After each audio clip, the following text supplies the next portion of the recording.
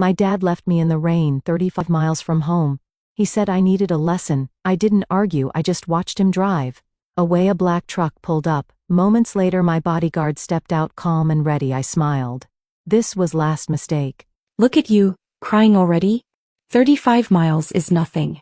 Maybe the rain will rinse the attitude off. My father's voice was light, almost playful, like he was teasing a child, not abandoning his daughter on a county road with no shoulder and a sky tearing itself open.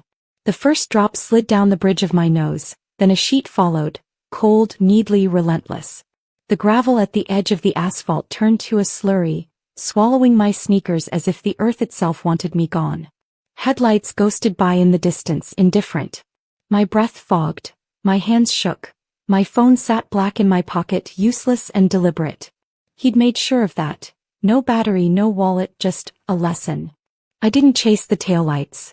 I didn't beg. I watched the red dots shrink and vanish, like a door clicking shut on a room I'd slept in my whole life. Hi everyone, my name is Marin Vale, and I learned to keep my face still a long time ago. The kind of still that makes people think you're fine when your ribs are a birdcage rattling a hurricane. I grew up with rules that moved like goalposts, with love braided into control, with apologies that always came with an invoice. So when he said I needed a lesson, I already knew the curriculum: humiliation, fear, silence. And how to pass it by not letting him see me break. The rain needled my scalp. I could taste metal in the water, the sky's static settling on my tongue. I stepped off the road and stood beneath a lonely billboard for a storage company, its smiling key cartooned with dimples. The ink ran down the sign's face like mascara. I let the night breathe around me. Frogs in the ditch croaked like somebody's bad joke. Wind combed the field and lifted the hair off my neck. My father's car was gone. The quiet after cruelty is never quiet. It hisses. I thought about every time he'd said, "Strong women don't whine," and how he'd define whining as anything that sounded like a boundary.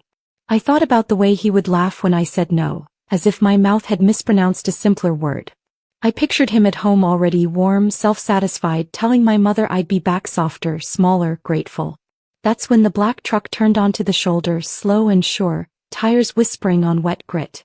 The driver's door opened and a tall silhouette stepped into the rain, coat unbothered, posture like a promise.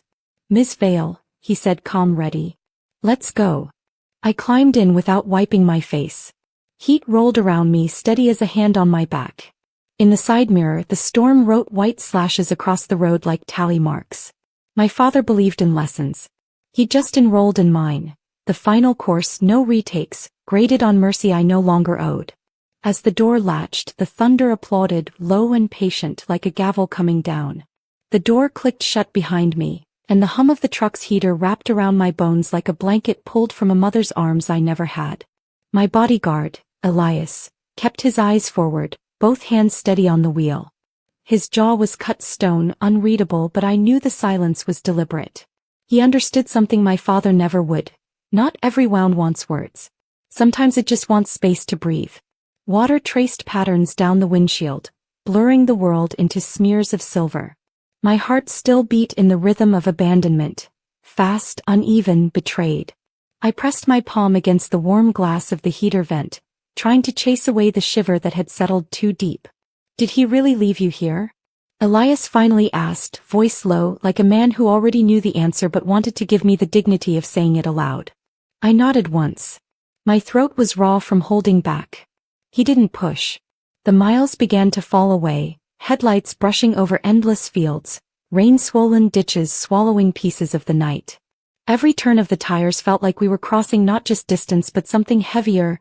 Years of silence, years of control, years of me believing cruelty was just parenting sharpened by discipline. When we reached a crossroads, Elias slowed. "Do you want to go home?" he asked. The word, home, split inside me. It meant a house I knew like the lines on my palm, but never a place that knew me back. I turned my face toward the window. The storm's reflection stared back, fierce and cold. "No," I whispered. For the first time his eyes flicked to me and there was no pity there. Only respect, a soldier's recognition of another fighter. He pressed the accelerator. Somewhere behind us, my father would already be telling the story of how he taught me a lesson. He wouldn't know that his voice had become background noise, fading like the rain on the roof. Because tonight the student he tried to break was writing her own curriculum. And the first chapter began the moment I said no. The truck carried me forward. But for him time had already stopped. The rain softened to a whisper, but inside me the storm raged on. Elias's headlights carved tunnels through the wet dark, each beam a lifeline pulling me further from the man who thought he owned my soul. I sat rigid, hands clasped in my lap, fingers aching from how tightly I held myself together. "Where do you want to go?" Elias asked, steady like it didn't matter how far. I thought of all the places I'd once dreamed of escaping to. Cities where no one knew my name, apartments with doors that locked from the inside, kitchens that smelled of bread and not control. But tonight I only wanted one thing: distance. "Anywhere but back there," I said. Elias gave a short nod as if he'd been waiting for that exact answer. He turned off the main road, guiding us toward the interstate. The tires hummed, constant, soothing. I stared at the raindrops racing each other down the glass. Behind me was a man who believed abandonment was education. Who believed daughters were clay to be shaped by cruelty. Who believed silence was obedience. For years I let him. Tonight he would learn how wrong he was. "Do you want me to call someone?" Elias asked gently. A bitter laugh scraped my throat. "Who? My mother? She'd just tell me to understand him better. My brother? He's his echo. There's no one." "Then there's me," Elias said simply. No oath, no flourish. Just fact. Something shifted in me then. Not relief, not yet, but the smallest crack in the dam. I let my head fall back against the seat. The leather smelled faintly of rain-soaked earth and pine. My body exhaled what felt like years of air I hadn't realized I was holding. In that quiet, an image bloomed. My father's face when he realized his control had slipped like sand through his fingers. That day was coming. And it would not arrive in shouting matches or slammed doors. It would arrive like this night had. Silent, inevitable, devastating. I closed my eyes. The road stretched ahead. My revenge had just taken its first breath. By the time we reached the interstate, the rain had thinned to a mist, a faint silver curtain trailing off into nothing. Streetlights appeared every few miles, glowing halos in the fog. Each one felt like a checkpoint, a marker saying, "You are farther, you are freer." Elias drove with the patience of a man who knew danger often followed from behind. His gaze flicked to the mirrors, scanning alert. He didn't speak again until my breathing evened out, as if he was waiting for my storm to settle before adding his voice. "What do you want to do, Marin?" he asked. The question sank deeper than it should have. For years, my answers had been trained into me. What my father wanted me to do, who he wanted me to be, how small he wanted me to fit. To be asked, "What do you want?" was so foreign it almost hurt. I swallowed. "I want him to feel what I felt tonight." Elias didn't flinch. "Abandoned." "Small," I said. My voice was quiet but sharp enough to cut. "I want him to know that silence isn't power. It's emptiness. I want him to look around and realize no one's standing with him anymore." The truck's engine purred. His grip on the wheel tightened ever so slightly, but he said nothing. He understood. We passed a road sign. City limits, 12 miles. The glow of it lingered in my chest like a promise.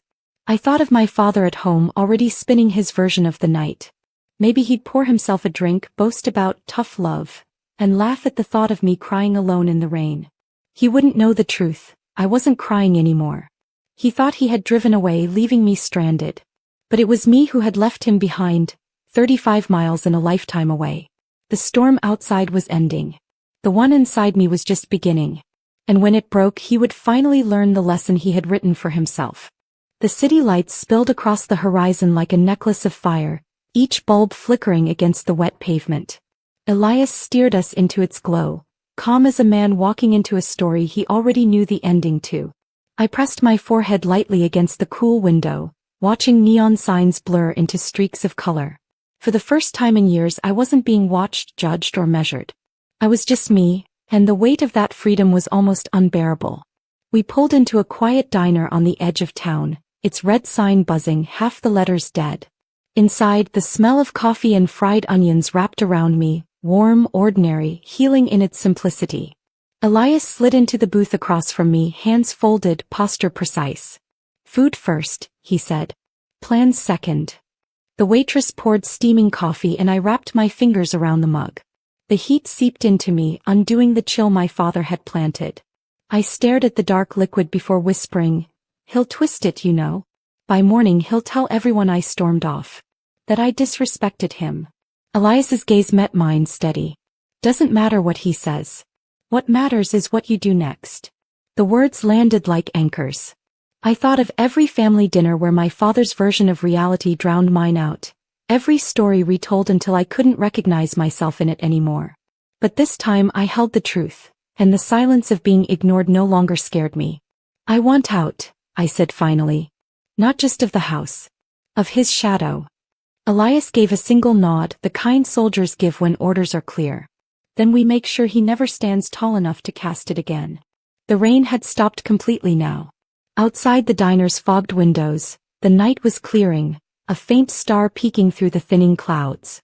For the first time I wasn't thinking about how far my father had left me. I was thinking about how far I could go without him. And that distance would become the sharpest blade of all. Morning crept in quietly, the sky painted in pale grays and hesitant pinks. I hadn't slept. Elias had dozed in the booth for an hour, but I sat awake with the coffee mug between my palms, tracing the rim like it could draw a map to the future. When he opened his eyes, he looked at me like he already knew, like he could read the resolve etched into my face. "You're ready," he said. Not a question. I nodded. I'm done letting him decide who I am. But I don't want screaming or broken doors. I want him to watch his world shrink piece by piece, until he realizes I was the foundation all along. Elias leaned forward. "Then we use what he values most against him. Respect. Appearances. His reputation." The word reputation made something flare in my chest. My father thrived on control, but what he fed on was admiration. The image of a stern, disciplined man who raised strong children. If that mask cracked in front of the right people, he'd have nothing left. We drove as the city woke up, commuters spilling onto streets, bakeries opening shutters, newspapers hitting wet pavement. I watched it all pass and felt myself sharpening. At a stoplight, Elias spoke again. "He believes silence is your weakness. Show him it's your weapon." I let the thought settle. Silence had been my prison, but it could be my revenge. Not rage, not argument, just absence. My presence removed from his life, my voice telling the truth to ears that mattered, my calm refusal to play the role he'd written. When we stopped outside a small apartment complex, Elias turned to me. "This can be your place. Papers, lease, protection, I'll handle it. You just need to decide what to say when he comes looking." The weight of choice pressed against me, but it wasn't heavy. It was freedom disguised as fear. I stepped out of the truck, the air crisp and new, smelling faintly of wet concrete and jasmine. I wasn't just 35 miles away anymore. I was in a new orbit. And my father was about to learn what emptiness truly meant. The apartment was small, one bedroom with peeling paint and a humming fridge that sounded like it was fighting to stay alive. But to me it was a palace. For walls that didn't echo with his voice. A key that belonged only to me. A silence that wasn't punishment but choice. Elias carried in a box of basics.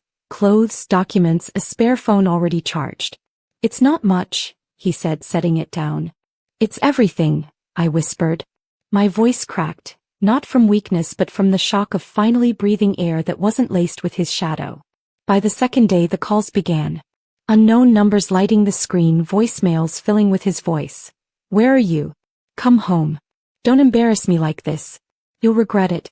Each message dripped with the same arrogance. Less worry for me, more fury at losing control. I didn't answer. That was my power now. Instead I started talking. Quietly, carefully, with people who had once looked at him like he was a pillar.